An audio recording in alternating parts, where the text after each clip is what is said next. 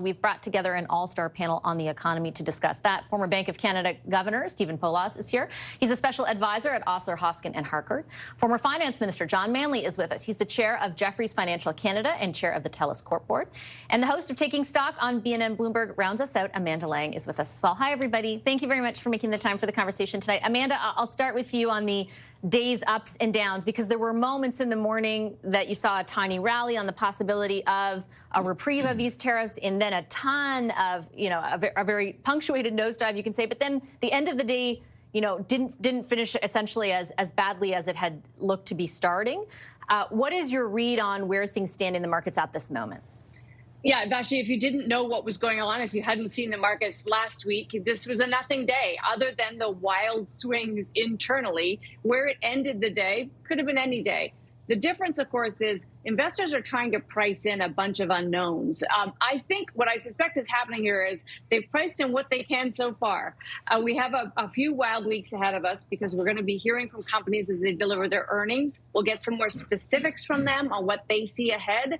And we might get some news out of China, the EU, the U.S. on what might happen on tariffs. All new information, every piece of it will go into these markets.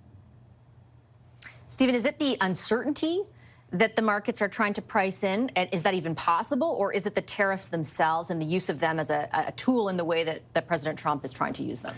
Well, there's no question. There's still lots of uncertainty. I wouldn't claim that we already know what we're doing. But the fact is that we have learned enough in the last few days to treat this shock seriously. Mr. Trump has done something that will reduce everybody's income, everyone in the world, by an unknown amount, let's say, and for an unknown length of time. But it will also, if we treat it seriously, will reduce growth in the future. So imagine every one of those bits of income come from a company somewhere.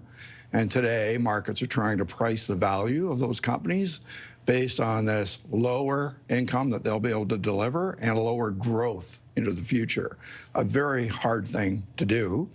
But there's no question it's really big, and it's all down. And it's down everywhere. And that's why the stock market is trying to find a new place to go. A bit of certainty right about now would help, but it would still be certainly down.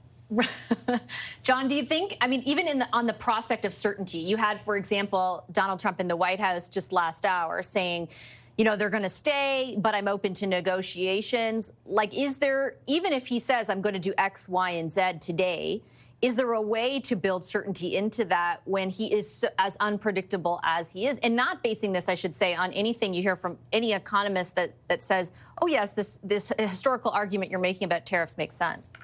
Yeah, I think that's the fundamental problem that the world is facing today, that he's got some kind of voodoo economics that he believes. But on top of that, he has been unreliable, and he has made his country a very unreliable partner. We've seen that, close at hand in Canada and Mexico.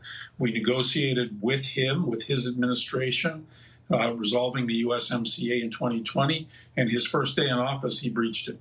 And so, how do you go and make a deal with somebody who cannot be trusted, who cannot be believed, who is unreliable, and goes, as we just saw in the clip you played, goes on international television and lies? Canada doesn't cheat. If anyone doesn't cheat, it's the Boy Scout Canadians. The U.S. is cheating by ignoring their agreement. Yeah, he seems to have a completely different understanding of the word cheat as well.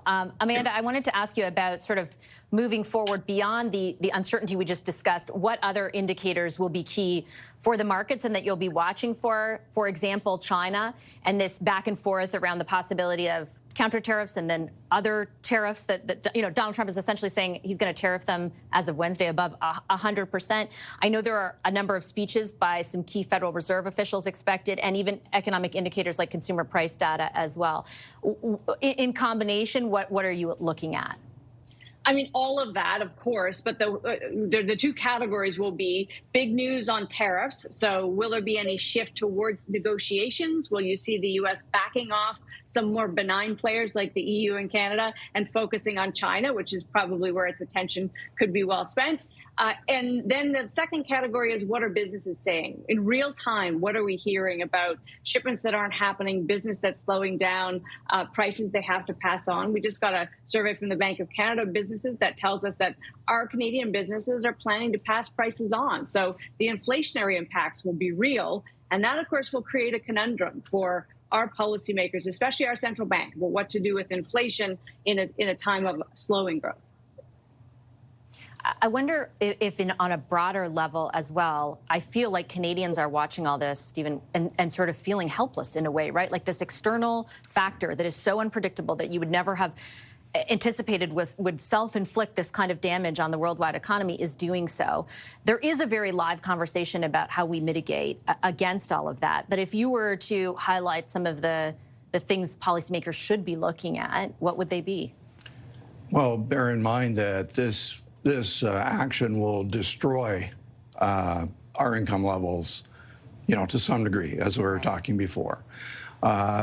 You can't fix that just by having some, government policy that replaces people's incomes.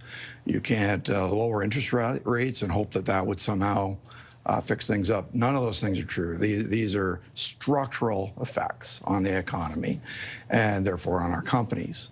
So what needs to happen is that we need to think about, well, what can we do that's in effect brand new?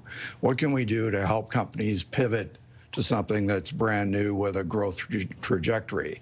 What kind of things can we do to make it easier for those things to happen? Are the things that are making it hard today, which we could talk for the whole segment about those. So let's get rid of some of those things so that we can make it easier. So all those things are on the table. The candidates are talking about them. It's great to see. That needs, of course, translate into action quite rapidly to create a band of certainty for companies moving forward. I want to follow up with you for just a second and ask, you've seen economies around the world, and in this one in particular, through many different crises. Is this a crisis? Do you think that we are on the heels of one? Well, I think in all senses of the word, yes. I mean, we're talking about probably the greatest intentional destruction of wealth ever. Maybe that's the kind of headline that the president's gearing towards. And that just means there's a major setback. And so it could even have financial crisis-like symptoms if it goes much further and rapidly, as we were discussing at the intro. So all to say that we should at least be treating it as one. It is a crisis in the sense that going forward from here requires brand new thinking, brand new pivots, brand new initiatives to build up what we're losing in the process. Do you anticipate, John, as again, a finance minister who lived through a lot of ups and downs, that this will consume whomever forms the next government? Oh, absolutely, for some of the reasons that Stephen mentions, and because this has turned our entire economic strategy since 1989 on its head. Since then, since the implementation of the Canada-U.S. Free Trade Agreement, we have tried to build those north-south corridors in every sector, in energy, in automotive, in steel and aluminum. All of the things that we make and that are consumed in vast numbers by the United States have flowed north-south. We've now got to turn that on its head. I went around the world as industry minister and as finance minister, and my investment thesis for Canada was always, look, we've got a country that's rich in natural resources. We've got lots of human talent. We've got world-leading innovation and technology. We've got institutions, rule of law, and we've got unfettered access to the United States market. Well, we've got all of those except for the last one, and that's a big one, which means we've got to turn out a different investment thesis. We're going to have to say Canada's a low-cost country in which to do business. We've got to attract investment into this country. We've got to accelerate the time it takes us to get some of our major projects built. We've got to build energy self-sufficiency. We're exporters of energy, but we're also importers of energy. We've got to worry about the security of our data. There's a whole list of things that the next government on the 29th of April is going to have to turn their minds to, and it's big work, and some of it's going to be force them to make unpopular decisions. They're not going to have a ton of money to dispense around because government revenues are going to fall as personal incomes and corporate incomes fall, and that's going to create pressure on our deficit. There's a mess that people are campaigning to be responsible for handling on the 29th of April, trust me.